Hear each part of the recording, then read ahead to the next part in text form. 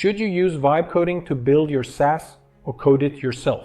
This is the exact question I want to explore today.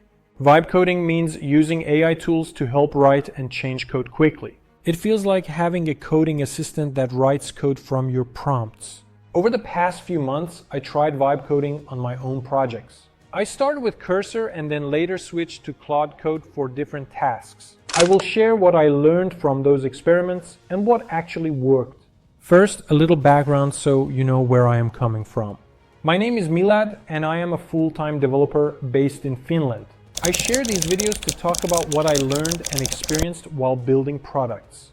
My academic background is in electrical engineering, not computer science, so my path has always been a bit different. I tried many times to build apps and games, and most of them failed in the early stages. Codemizer.com was my first serious SaaS experiment, and it did not continue because competition was very high in that area. Now my recent SaaS is Flowyboard.com, a tool to design animated flowcharts and boards, and I am trying to build it with vibe coding. As a solo developer, I have limited time and many responsibilities to manage. I also have a full-time job, and I do not always have money to hire another developer. For that reason, vibe coding sped up my development during early stages quite a lot. Simple features and basic structure were fast to build with AI help. The ability to sketch out pages and endpoints in minutes really boosted my momentum. However, the fun part does not last forever as projects grow more complex. When applications become larger, adding a new feature needs precise thinking and a clear plan. You cannot just type a vague prompt and expect everything to work for complex logic. The AI will do fine for routine code, but for edge cases and deep integrations, you must be specific. One big problem I faced recently is handling complex bugs with AI. When something breaks in unexpected ways, writing the correct prompt to fix that bug often takes longer than fixing the bug myself.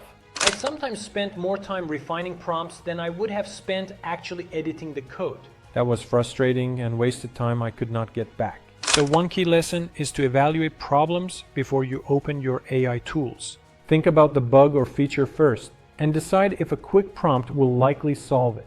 If the issue seems deep, it is faster to jump into the code manually and apply a fix. If the feature is small or standard, vibe coding can save you a lot of time and effort.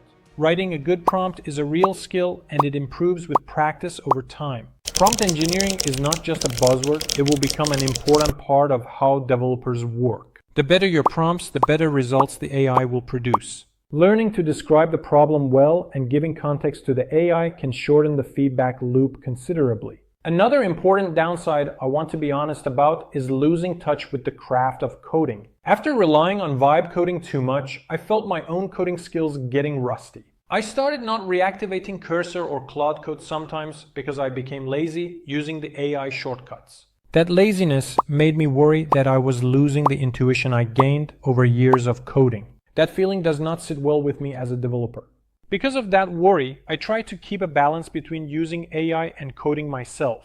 I encourage you to code sometimes on your own and use vibe coding as a helper, not a replacement. If you let AI do everything, you will miss learning moments and chances to sharpen your debugging skills. Those skills matter when things go wrong, and AI cannot immediately fix the problem. Another practical point is testing and iteration, which never disappears whether you code by hand or with AI.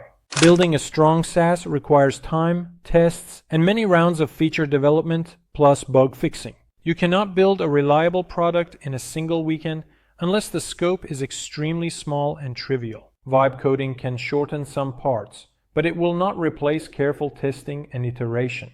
In the end, I want to share a clear suggestion from my experience. Don't fall into the trap of thinking you can build your whole application in a weekend using only vibe coding.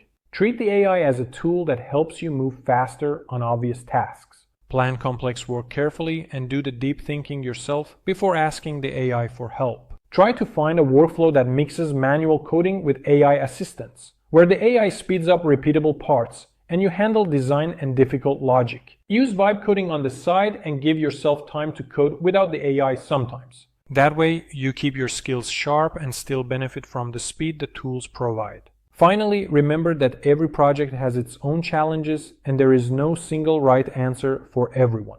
My journey from Codemizer.com to Floyboard.com taught me to try different approaches, accept failures, and learn from them.